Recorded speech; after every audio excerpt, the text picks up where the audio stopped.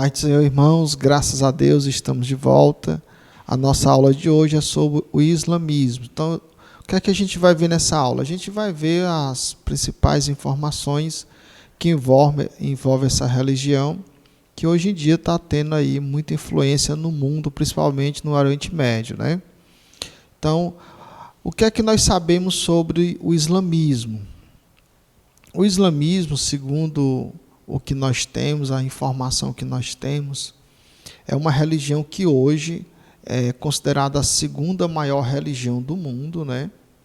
Ela está na segunda posição, né? Acreditamos que ela está nesse exato momento aí perdendo em quantidade de adeptos somente para o cristianismo. Então, o cristianismo ainda é hoje a maior religião do mundo, né? Mas, de acordo aí com o Centro de Pesquisa americano, né, o islamismo ele vai superar o cristianismo em questão de tempo, né? Por quê? Porque é uma religião que está crescendo absurdamente, né, no mundo inteiro, principalmente ali naquela região do Oriente Médio. Segundo o centro de pesquisa aí, um centro de pesquisa norte-americano, essa religião vai chegar a superar o cristianismo até o final do século, né? Então a gente já percebe aí a força que essa religião tem, a força política e a força religiosa, né? E é interessante que a gente não somente venha olhar para essa informação por mero conhecimento, mas também que a gente possa ficar já atento em relação a isso, né? O cristianismo hoje, por exemplo, ele compõe o quê? 31% da população mundial. A população mundial é aproximadamente 7,3 bilhões de pessoas, né? E o cristianismo ele apenas está dentro desses 31%. Agora é interessante também salientar que, quando se fala de cristianismo, não se fala apenas dos cristãos evangélicos. Nós estamos falando aí dos cristãos evangélicos, estamos falando aí dos católicos, estamos falando de outros grupos considerados cristãos, né, que na contagem desse centro de pesquisa envolve todos como cristãos, né? O islamismo, hoje, ele compõe 24% aí da população mundial e ele cresce mais do que o próprio cristianismo, né? Então, essa informação é muito importante. Onde foi que essa religião nasceu, né? Quem foi que deu origem a essa religião? Bom, a religião islâmica ela vai surgir na Arábia, né, no século 6 aí, depois de Cristo, né?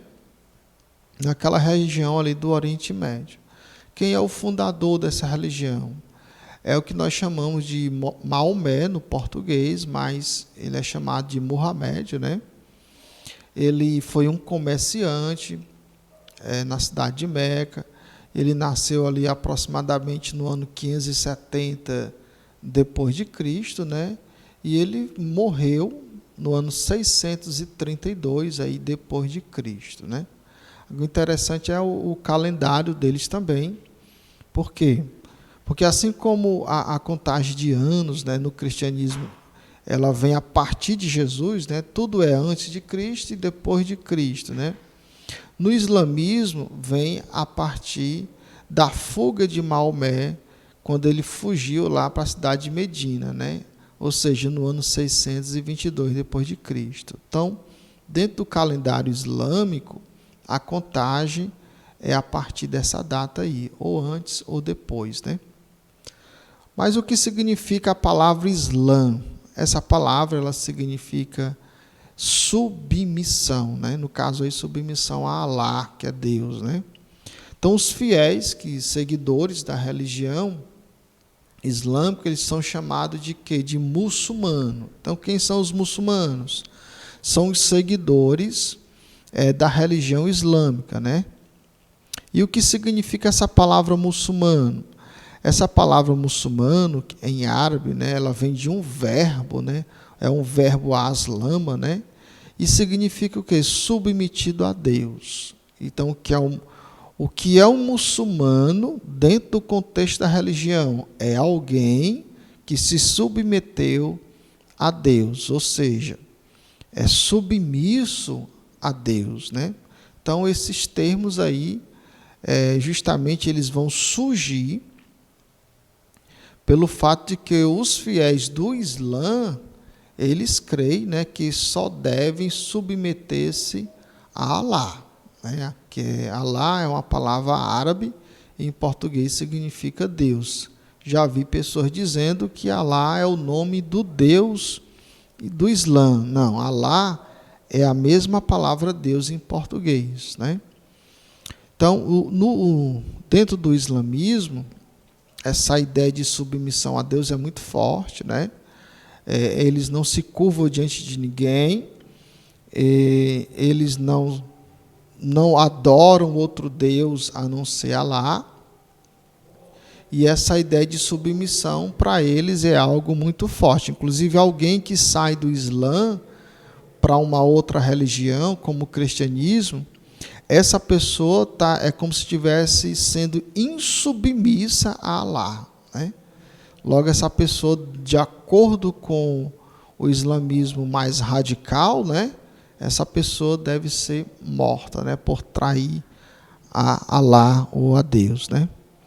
Então, apesar da proximidade com o cristianismo, mas os muçulmanos, eles são terrivelmente contra a doutrina da Trindade, certo? O muçulmano, o adepto da religião islâmica, são assim imbatíveis em relação a essa doutrina aí da Trindade. Eles não compreendem a doutrina da Trindade como nós compreendemos. A forma de compreensão deles é que nós somos idólatras. Para eles, nós estamos adorando 3 pessoas, né? O Pai, o Filho e o Espírito Santo. Eles não entendem que as 3 pessoas têm uma mesma essência, né? Apesar de serem 3 pessoas diferentes, mas têm a mesma essência. Então, eles não conseguem compreender isso, né? Assim como muitos cristãos também não conseguem compreender. Então, para eles, nós somos idólatras e estamos blasfemando contra Deus. Então, aqui a gente vai ver um pouco das crenças do Islã, né? Os muçulmanos, eles reconhecem a revelação de Deus nos escritos da Bíblia. Então, o que é que eles consideram como revelação de Deus aí? A lei, né? A lei de Moisés, que é os 5 primeiros livros da Bíblia. Eles também consideram aí os Salmos e os Evangelhos, por incrível que pareça, né?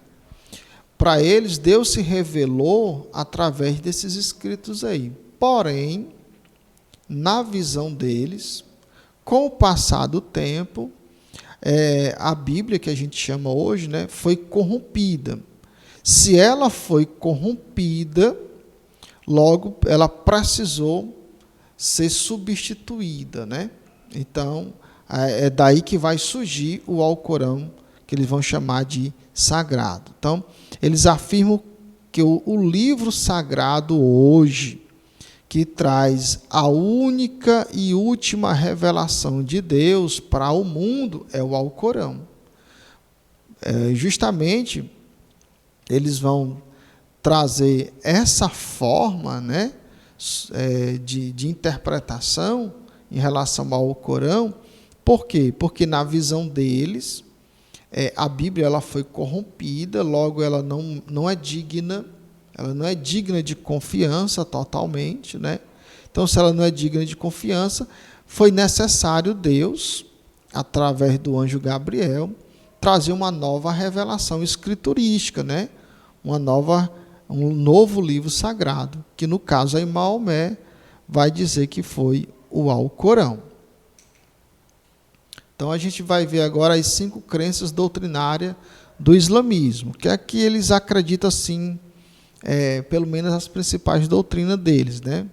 Eles creem na existência de um único Deus. Eles também vão dizer que surgiram vários profetas, como Noé, eles vão dar exemplo de Abraão, de Moisés. Eles vão considerar Jesus também como um profeta, né? Mas também vão considerar Moisés aí como Maomé como um profeta. Na realidade, o Islã considera Maomé o último profeta, né? Inclusive maior do que a pessoa de Jesus, né?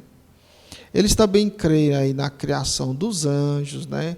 E eles acreditam também que nessa criação de anjos tem os anjos de Deus e tem que eles consideram os anjos bons, né, de luz, e tem os anjos maus que nós chamamos de demônios, né? Eles também creem que o Alcorão é a revelação completa, né? E a última de Deus, não vai existir outra. Ou seja, na visão deles, a Bíblia foi corrompida, logo perdeu seu valor, a sua credibilidade. Foi necessário Deus trazer uma revelação de um outro livro, que é o Corão, e esse livro nunca vai ser substituído. Ele é a última revelação de Deus. Eles também creem no dia do juízo final, assim como nós cremos, né? E nessa crença ele vai dizer que esse juízo final, os fiéis eles vão para o céu, para o paraíso, né? E os perdidos vão ser condenados ao inferno. Então, essa questão aí também é muito comum aos cristãos. Então, as 5 crenças citadas, elas são as doutrinas fundamentais do islamismo. Porém, né, a prática do Islã ela está centrada também em 5 pilares, né? Quais são os pilares aí que o Islã está centrado, né? Primeiro, para se converter em muçulmano, o que é que a pessoa tem que fazer? Ela tem que fazer uma confissão. O que é que ela tem que confessar? Ela tem que confessar o seguinte: não há outro Deus fora de Alá e Maomé é o seu mensageiro. Então, a pessoa vai se converter ao Islã, ele vai fazer essa confissão de fé aí. Então, se um cristão, por exemplo, for se converter ao Islã, ele vai precisar fazer essa confissão de fé. Ou qualquer pessoa aí, seja de qualquer religião, que se converte ao Islã, tem que fazer essa confissão de fé aí. Uma outra essa pessoa tem que orar pelo menos as 5 orações públicas diariamente, 5 vezes ao dia. É a questão da prática do Islã. Outra prática deles, né? A pessoa tem que fazer um jejum pelo menos uma vez no ano, né? Por ano. E tem que ser no 9º mês do calendário islâmico, que é o dia do Ramadã, né? Outra coisa que o Islã tem que fazer, ele deve dar pelo menos aí 2,5% da sua renda aos necessitados, né? Outra coisa para a pessoa ser um muçulmano, né? Essa pessoa deve ir pelo menos uma vez na vida ir a Meca, né? Ou seja, peregrinar até Meca, né? Então, isso aí é a prática diária, né, da vida do muçulmano. Aquele muçulmano que realmente quer ser fiel aí ao Islã, ele tem que fazer isso. Outra coisa interessante, que é muito intrigante, dentro do islamismo, né? Que os fiéis, eles também acreditam na jihad. O que é a jihad? É a famosa guerra santa, né? E aí há um problema, há uma divergência sobre a interpretação em relação a essa guerra santa entre eles, né? Por quê? Porque os mais radicais vão considerar a jihad aí uma guerra contra os infiéis. Quem são os infiéis? É todo aquele que não é da religião islâmica, né? Os cristãos, aqueles os espíritas, Testemunho de Jeová, qualquer outra pessoa que professa uma fé diferente da do Islã, para eles, pelo menos para aqueles mais radicais, né, são os infiéis, né? Então, por causa da fé, vem essa guerra contra esses infiéis, e a ideia é destruir os infiéis, entre aspas, né? Os mais moderados. De que forma os islâmicos mais moderados interpretam isso?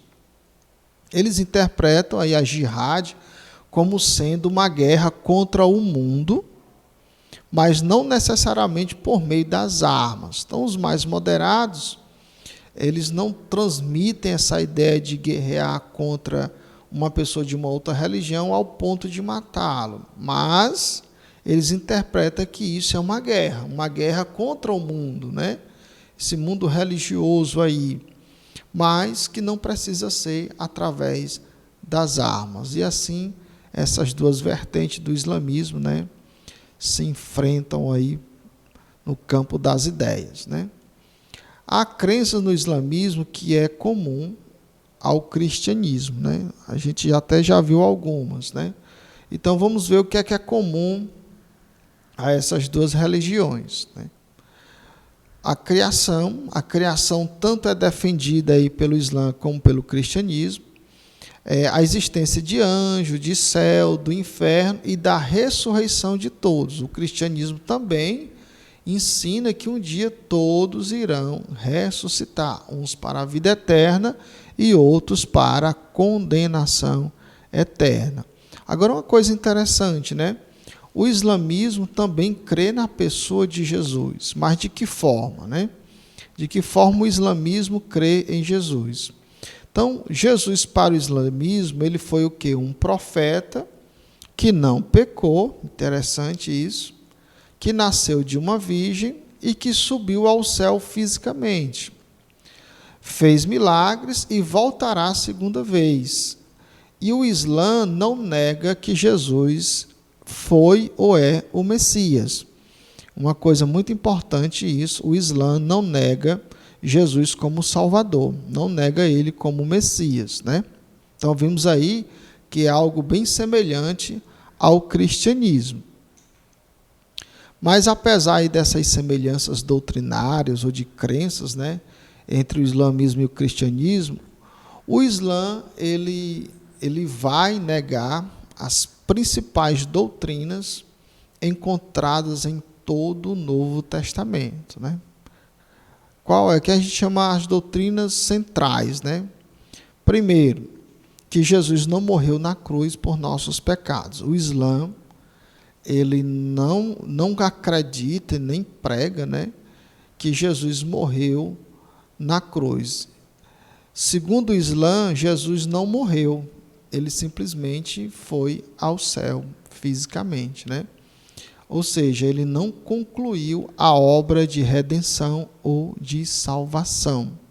E isso vai contrariar o cristianismo em quê? Naquilo que Paulo escreveu na primeira carta de Paulo aos Coríntios, capítulo 15, versículo 3, onde Paulo diz assim: porque primeiramente vos entreguei o que também recebi, que Cristo morreu por nossos pecados, segundo as Escrituras. Então, Paulo foi enfático que Jesus morreu por nós. Se Jesus não tivesse morrido, né, nós não poderíamos ter alcançado a salvação, porque a salvação do ser humano está estritamente ligada à morte de Cristo na cruz, né? Logo que, se o Islã não diz que afirma que Jesus não morreu, é claro que eles vão afirmar que ele também não ressuscitou, né? Ou seja, isso é um pouco complicado, por quê? Porque quando Paulo escreveu na primeira carta aos Coríntios, capítulo 15, versículo 17, ele diz o quê? E se Cristo não ressuscitou, é vã a vossa fé e ainda permanecei nos vossos pecados. Então, quando Paulo diz isso, ele está afirmando que aqueles que não creem que Jesus morreu e ressuscitou, essas pessoas permanecem em pecado, mesmo crendo aí no Deus Todo-Poderoso, né, no Criador dos céus e da terra. Mas não creu na morte de Cristo, não aceita ela, então essas pessoas continuam em pecado, né? E aqui a gente encerra a nossa fala sobre o islamismo. Que Deus te abençoe e a paz do Senhor.